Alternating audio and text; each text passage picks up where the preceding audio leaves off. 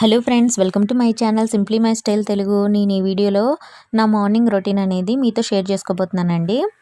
మామూలుగా అయితే గిన్నెలు అవి రాత్రి తోమేస్తానమాట. తోమేసి మార్నింగ్ తీసుకొచ్చి సర్దుతాను. అంటే గిన్నె స్టాండ్లో వదిలేస్తాను, మార్నింగ్ తీసుకొచ్చి సర్దుతాను. అయినా తడిగా ఉన్నాయేంటి అనుకోకండి, అంటే వర్షం పడుతుంది. వర్షం పడుతుంటే తీసుకొచ్చి సర్దేస్తున్నాను అనమాట. పైన గ్యాస్ ఉంటుంది కదా, కింద ఒక సెల్ఫ్ ఉంటుంది, అందులో గిన్నెలు అవి పెట్టేస్తాను. మాకు మార్నింగే వంట అయిపోద్దనమాట. మా మావయ్యకి మా హస్బెండ్కి క్యారియర్ పెట్టాలి కాబట్టి మార్నింగే వంట అయిపోతుంది. టిఫిన్లు అవి ముందు వంట చేసిన తర్వాత టిఫిన్ అనేది రెడీ చేస్తానన్నమాట. ఫస్ట్ వంట చేసేస్తాను, తర్వాత టిఫిన్ రెడీ చేస్తాను, తినేటప్పటికి వేడిగా ఉంటుందని. ఈ గరిటెలు అవి పెడుతుంది ఏంటంటే గాజుల స్టాండ్ అనమాట. గాజుల స్టాండ్ని ఇలా యూజ్ చేశాను. పైన గాజులు ఉంటాయి, కిందేమో గరిటెలన్నీ మాకు అందులో ఉండి సరిపోతాయి అనమాట. పెద్ద గ్లాసులన్నీ ఇక్కడ పెడతాను, చిన్న గ్లాసులు కూడా ఒక సైడ్ పెడతాను అనమాట. విడివిడిగా పెట్టిన అన్నీ కలిపి పెట్టేస్తాను, ఎందుకంటే ప్లేస్ తక్కువ కాబట్టి. మార్నింగే కుళాయి కూడా వచ్చేసింది. మొత్తం అన్నింట్లో నీళ్ళు అనేవి పెట్టేశాను అనమాట. చాలా రోజుల నుంచి కుళాయి సరిగా రావట్లేదు.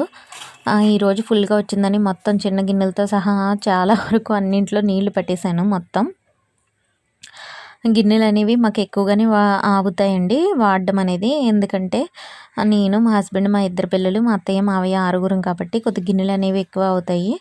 క్యారేజ్ బాక్స్ అనేది ఆరబెడుతున్నాను అనమాట. క్యారేజ్ సర్దేటప్పటికి ఆరిపోద్దని గిన్నెల స్టాండ్ సర్దేసిన తర్వాత బయట పెట్టేస్తున్నాను. ఇలా ఉంటుంది మాకు బయట ప్లేస్ అనేది. బయట గ్రైండర్ ఉంది, దాని మీద పెట్టేస్తున్నాను. తర్వాత కూరకి ఉల్లిపాయలు అవి కట్ చేసేస్తున్నాను అనమాట. గుడ్లు కూర వండాను. అయితే ఈ కంచంలన్నీ సర్దుతుంటే ఒక సామెత గుర్తొచ్చింది. కంచం చెంబు బయట పారేసి రాయి రప్ప లోపల వేసుకున్నట్టు అనమాట. ఆ సామెత ఉంది, ఎంతమందికి తెలుసు? దాని అర్థం ఏంటంటే అవసరమైనవి బయటపడేసి అవసరం లేనివి ఇంట్లో ఉంచుకున్నట్టు అనమాట. కొంతమంది అవసరమైన వస్తువులు ఏం చేస్తారంటే బయట పడేస్తారు, అవసరం లేనివి ఇంట్లో ఉంచుకుంటూ ఉంటారు, పాతవన్నీ. కొద్దిగా అవసరం వచ్చినవేమో బయట పడేస్తూ ఉంటారు. అలా చాలామంది చేస్తారండి. వాళ్ళని ఉద్దేశించే వచ్చి ఉంటుంది ఈ సామెత అనేది. ఇంకా ఏంటంటే ఈ చిన్న చిన్న గిన్నెలన్నీ ఖాళీ చేసి వేసిన నీళ్ళన్నీ ఇందులో వేసేస్తున్నాను అనమాట. గిన్నెల కింద పెట్టేస్తున్నాను. పెద్ద గిన్నెల్లో వాటర్ వేసేస్తున్నాను. కుళాయి వచ్చిందని అన్నిట్లో పట్టేసాను అన్నాను కదా, అది అన్నం వండేసాను ఆల్రెడీ, గింజ అనమాట నేను తాగడానికి. మొత్తం గిన్నెలు, స్పూన్లు అవన్నీ అందులో పెట్టుకుంటాను. ఇవేంటంటే ఉసిరికాయలు అనమాట, మా చెట్టు ఉసిరికాయలే, ఊరబెట్టాను. అయితే ఉల్లిపాయలు అవి కట్ చేయడం అయిపోయిందండి. ఇంకా కర్రీ ప్రిపేర్ చేస్తే సరిపోతుంది.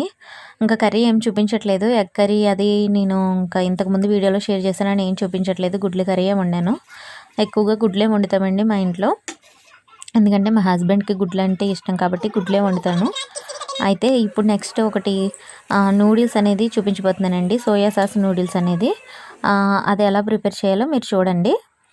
ముందుగా నేను 3 ప్యాకెట్స్ తీసుకున్నాను. 3 ప్యాకెట్స్కి 3 మసాలా ప్యాకెట్స్ వస్తాయి కదా, అవి తీసుకున్నాను. వేడి నీటిలో వేసేయండి. ఇవి నేనేం బ్రేక్ చేయలేదు. బ్రేక్ చేయకుండానే అలా బ్రేక్ చేసినా పర్లేదు, బ్రేక్ చేయకపోయినా పర్వాలేదు. కొన్ని బ్రేక్ చేశాను, కొన్ని బ్రేక్ చేయలేదు. అలా వేడి నీటిలో వేసిన తర్వాత బాగా స్మూత్గా అయిపోకూడదు. ఇలాంటి గిన్నెల స్టాండ్లో వడకట్టుకోవాలి. బాగా స్మూత్గా అయిపోతే అంటికిపోయినట్టు అయిపోతాయి అన్నమాట. సోయా సాస్ నూడిల్స్ అంటే ఏం లేదండి, కొద్దిగా సోయా సాస్ ఎక్కువ వేసుకుంటే నూడిల్స్కి టేస్ట్ అనేది చాలా బాగుంటుంది. మీరు కావాలంటే ఒకసారి సోయా సాస్ ఎక్కువ వేసుకుని నూడిల్స్ ప్రిపేర్ చేసుకోండి. ఇలా వేసుకున్న తర్వాత నీళ్ళంతా వాడిపోయిన తర్వాత వెంటనే చన్నీళ్ళు వేసేస్తున్నాను అనమాట. చల్లటి నీళ్ళు వేసేస్తే ఆ వేడికి ఇంకా మెత్తగా అవ్వకుండా విడివిడిగా వస్తుంది అనమాట చక్కగానే.